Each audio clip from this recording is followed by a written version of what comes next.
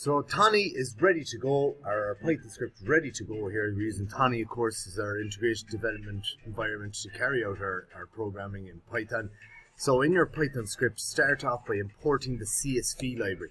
And very simply, to do this, we import CSV.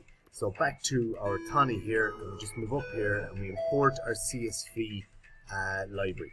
And this will allow us to work with CSV files in Python, if you like, or in Tani.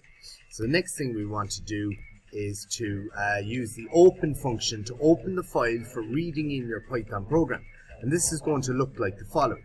So the open function, open here in purple, open bracket, close bracket, and you know that it's going to take two arguments. The first argument is the name of the file, and it's absolutely paramount that you put in the correct name of the file with the file extension. And also we're going to put in a second argument here called new line, and this is going to prevent us moving on to our having a separated line in our data when we bring it in. So let's do that. We're going to go back here and we're going to use open function to read in, or to, I suppose, open file for reading. So to do that, we're going to go open, and the two arguments here, the first one is going to be, I think, dist time.csv, and the second one is going to be new line.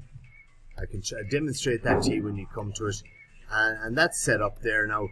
And we also want to, the open function is used to open files and return a file object. So Python file object provides methods and attributes to access and manipulate files.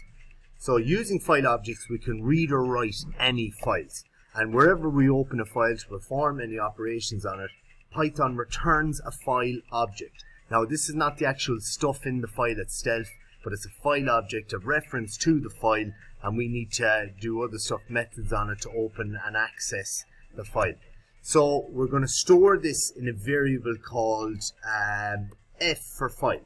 So I'm just going to store it in a variable called f there for file, and see you in the next video to access the data that is in that file.